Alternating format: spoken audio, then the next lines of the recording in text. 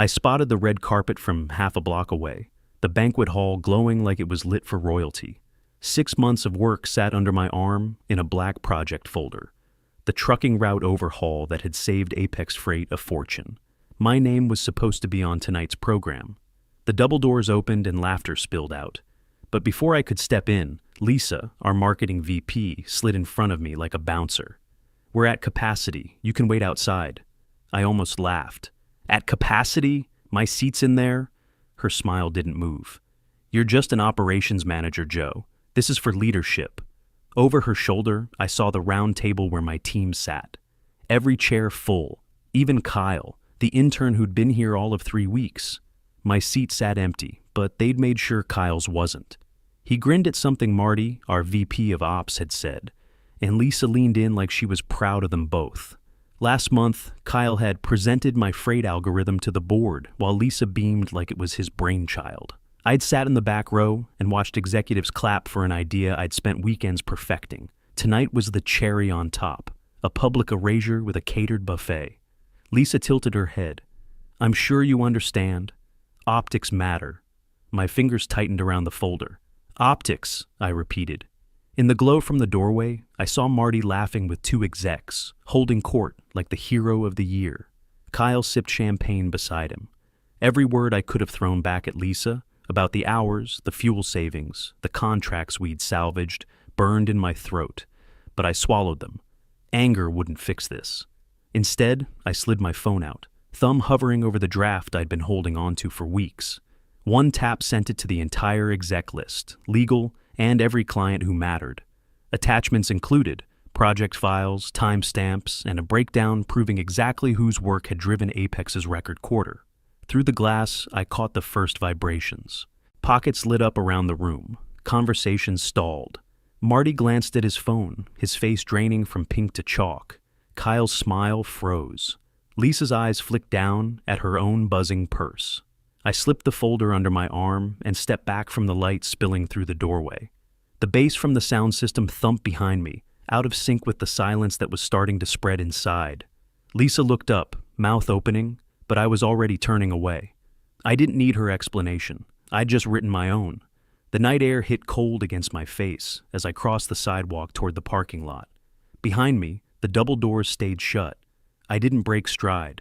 The cold night air trailed me down the block, but the buzz from sending that email hadn't faded. It didn't come out of nowhere. I'd been carrying 9 years' worth of reasons to hit send. I'd started at Apex Freight straight out of community college, 22 years old, and ready to prove myself. First couple of years, I did exactly that. I tore apart our outdated scheduling system, rebuilt it from the ground up, and cut delays by 35%. That one change alone saved millions in fuel and kept trucks from sitting idle at depots. Back then, people noticed. The old VP of Ops used to stop by my desk, clap me on the shoulder and say, "Keep this up, Joe. You'll run this place someday." Then he retired, and Marty slid into his chair. Marty was a salesman in an operations job. The kind of guy who could talk his way into a contract, but didn't know the first thing about executing it. He made up for it by taking credit for the work of anyone who did. The first time it happened, I told myself it was a mistake. I'd built a basic AI model to predict weather and traffic delays weeks in advance. I showed him the prototype, proud of the accuracy rates. 2 weeks later, I watched him pitch it to the board like he'd coded it in his garage. When I confronted him, he shrugged. "You developed it on company time. It's Apex's now." HR didn't even pretend to take my side. "You're salaried," the rep told me, flipping through my file. "Anything you create during work hours belongs to the company." That set the pattern. I'd design a tool, a process, or a cost-saving method, and Marty would slap a department initiative label on it. If it flopped, my name came up in the post-mortem. If it succeeded, it was his brainchild. I learned to keep my head down. My dad had drilled into me that hard work got noticed eventually. "Don't make waves, son. Let your results speak for themselves."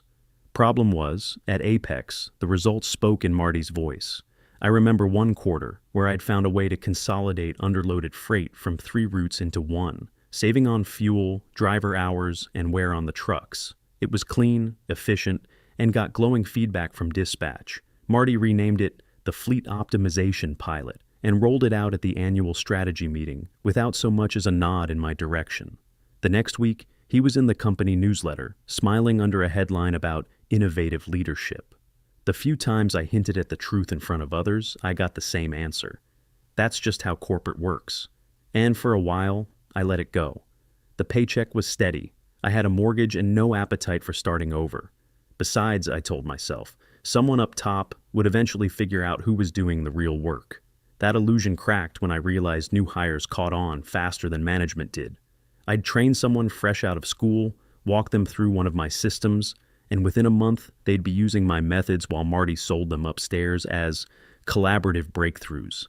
It got so bad that the more I improved things, the faster he'd swoop in to put his stamp on it.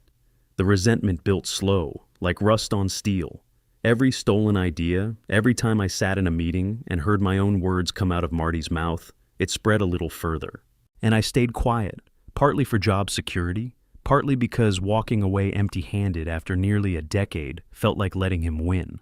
But somewhere along the line, the quiet turned into something else. I started keeping copies, the original project files, the emails with timestamps, the Slack messages where I'd pitched an idea before. It magically became a department initiative. I didn't know what I was going to do with them yet, but I knew I wasn't going to let 9 years of my work vanish in Marty's shadow. That folder under my arm tonight? It wasn't just the last 6 months. It was the proof that I'd been carrying around since the first time HR told me, "It's Apex's now." Proof that when the right moment came, they weren't just going to hear my voice. They were going to see exactly what I'd built for them and how they'd buried it. And after what happened at those doors tonight, that moment had finally started. 6 months ago, I was sitting at my kitchen table with a laptop, a legal pad, and a fresh pot of coffee, rebuilding the most ambitious project I'd ever touched.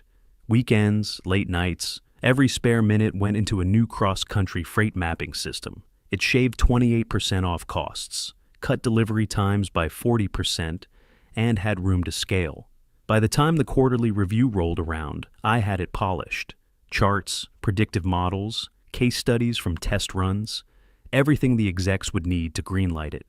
That morning, Marty leaned over my desk like he was doing me a favor. "Tight agenda today. Hand me your slides. I'll work them in." I hesitated. It needs more than 2 minutes on a slide deck.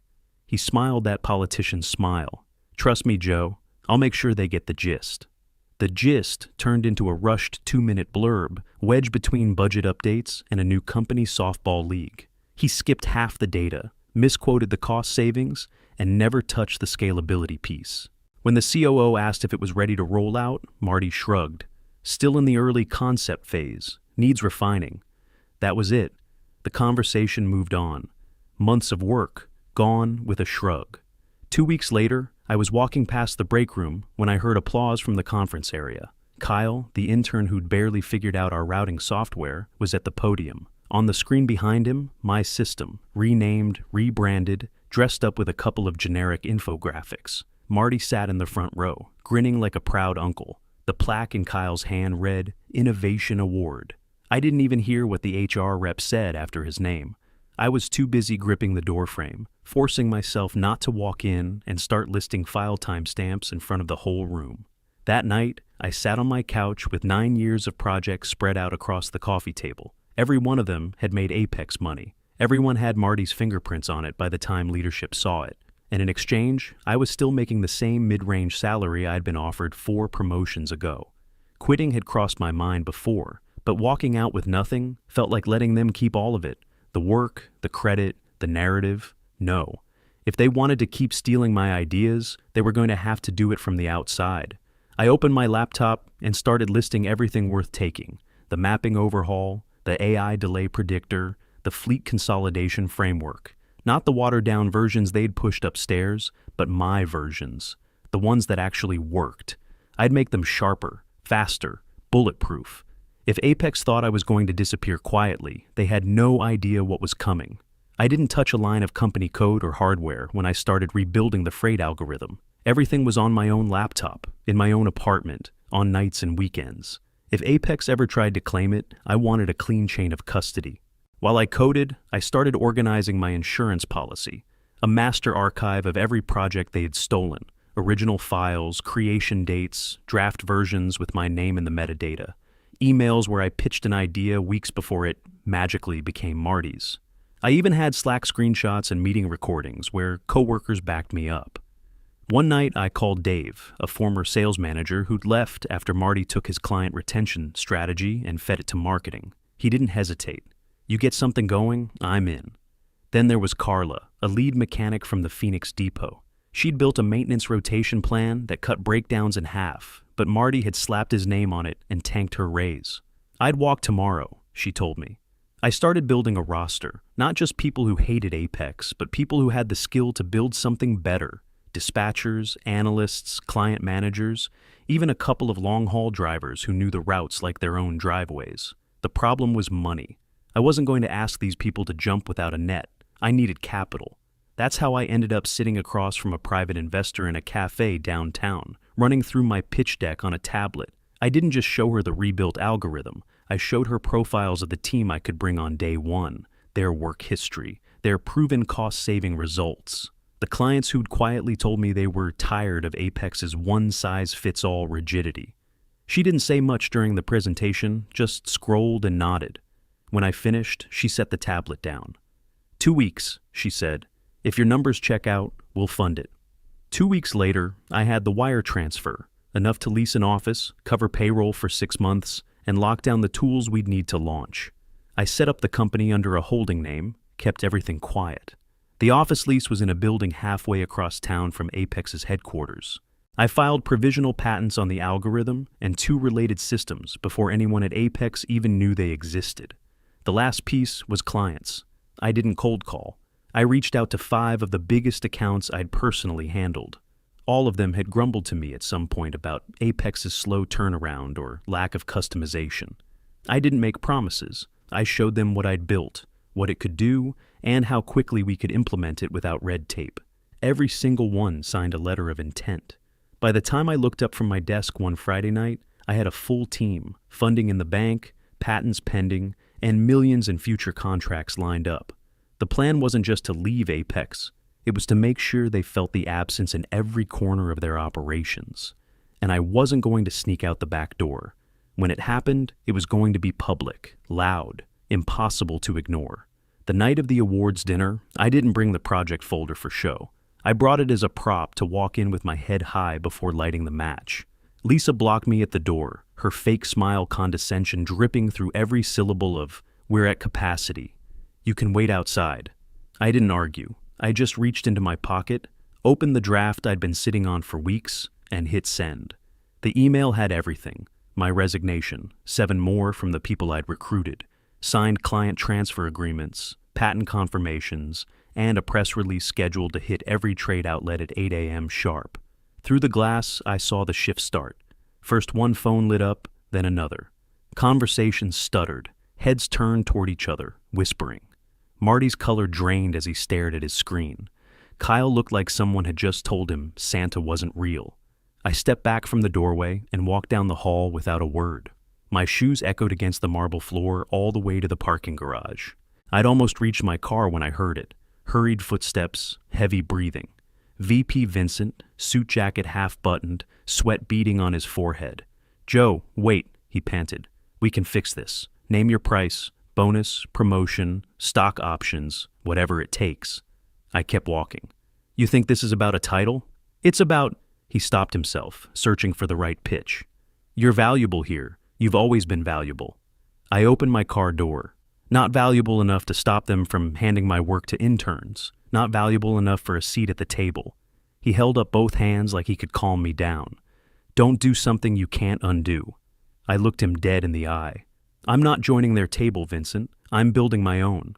I got in, shut the door, and drove out, leaving him standing in a swirl of exhaust.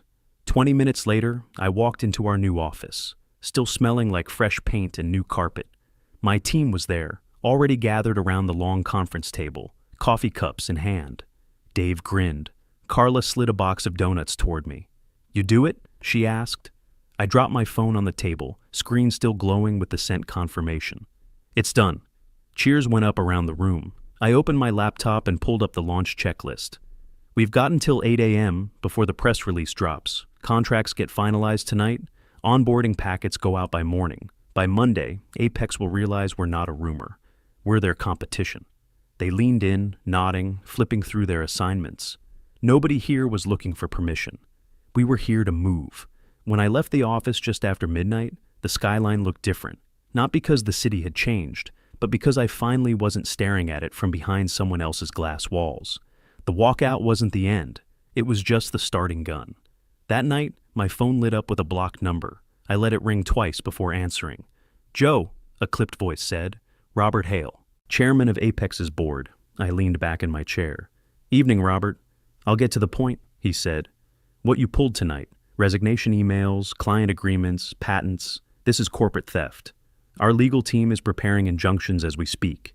I almost laughed. "Your legal team? The same one that stamped my algorithm not worth pursuing 6 months ago? I have their email, Robert. You want me to forward it to you, or just copy the press?" Silence then. "You're playing a dangerous game." "No, I'm just playing it better than you expected." He tried a different tack. "We can make this right. Come back. We'll triple your salary, move you into a VP role. Hell, you can run the department." "There's nothing to negotiate," I said flatly. "I'm not for sale." By 8 a.m., our press release went live. Headlines hit every logistics trade site within minutes. I was still nursing my coffee when my phone started blowing up. Texts from former coworkers, LinkedIn connection requests, voicemails from reporters. At 9:30, one alert stood out. Apex Freight VP of Operations resigns to pursue other opportunities. Marty's corporate headshot sat above the headline. I read the article twice, smiling at the part about spending more time with family. Translation: they'd tossed him under the bus before the stock slide got worse. The first client call came before 10. By noon, we had 6 more. Word was out. Our team was faster, cheaper, and actually listened. Apex's name came up in every conversation, usually followed by a laugh or an eye roll. By the time the industry blogs picked up the story, it wasn't just about us leaving. It was about Apex bleeding talent and clients in the same week. They looked like they'd been asleep at the wheel. I didn't gloat, not out loud, but I kept every article, every comment thread, every investor forum post, questioning Apex's leadership. They'd spent years burying my work under someone else's name. Now, my name was the one they couldn't avoid seeing. 6 months later, our office felt like a different world. 27 active clients, 3 of them top-tier national shippers, and our average savings across accounts sat at 31%. The kind of numbers that turned heads. It was a Tuesday when Vincent showed up unannounced. No call, no email, just him in our reception area, holding a leather-bound folder thick enough to choke a paper shredder. "Joe," he said when I stepped out, "we need to talk." I led him into the conference room. He set the folder down like it was gold. "Acquisition offer," he said, "and a role, Chief Innovation Officer. You'd run the entire division." I didn't touch the folder. "You've got my attention on the numbers, not the title." He slid the first page toward me. The figure at the bottom could have bought me a house in every state. Full buyout, retain your whole team. You'd be back where you belong. I looked at him. "You think I belong back under the same roof that pushed me out?" "We've changed," he said quickly. "New recognition programs, innovation councils, idea tracking with direct credit to the creator. Everything you wanted before, implemented." I leaned back in my chair. Funny how all that showed up right after we left. He didn't argue. "Look, Joe, Apex isn't the same without you. We'd rather have you inside the tent than competing across the street." I finally opened the folder, flipping through the pages without slowing down. "I'll review this with my team, but let's be clear, I'm never coming back as an employee." His jaw tightened. "You'd have authority." "I'd have a leash," I said, "and I cut mine 6 months ago." Vincent exhaled, rubbing the bridge of his nose. "Then I guess we'll have to compete." I stood, sliding the folder back across the table. "You've been competing since the night you locked me out of my own seat." He stared at me for a long moment, then gathered his papers and left without another word. As the door shut, I could feel the eyes of my team through the glass wall. They didn't need to ask what I'd decided. They already knew. 1 year later, I stood backstage at the biggest freight and logistics conference in the country, mic clipped to my jacket, watching the crowd settle. Rows of faces, industry leaders, major clients, reporters, filled the hall. From my spot in the wings, I spotted them. 3 familiar Apex execs, seated together in the 4th row. Their posture was stiff, their attention locked on the stage. This time, they weren't ignoring me. The moderator's voice echoed over the speakers. Please welcome our keynote speaker, founder and CEO of Horizon Freight Systems, Joe Carter. Applause rose as I walked out. I didn't look at the screen behind me or the cameras flashing in the aisles. I looked straight at that 4th row. You can wait outside. A ripple of laughter moved through the room. I let it hang for a beat before continuing. That's what I was told at a company dinner, right before I realized I'd been waiting for recognition that was never coming. That night, I decided to stop asking for a seat at someone else's table. I told them about the power of valuing ideas where they start, about building systems that reward the person who creates, not just the person who presents. I talked about the cost of letting good talent walk, because you couldn't be bothered to give credit where it was due. I didn't name Apex, I didn't have to. The people who needed to recognize themselves already had. Near the end, I stepped forward, scanning the crowd. The most powerful seat isn't the one they save for you, I said. It's the one you build yourself. The applause was loud and long. I left the stage without looking back.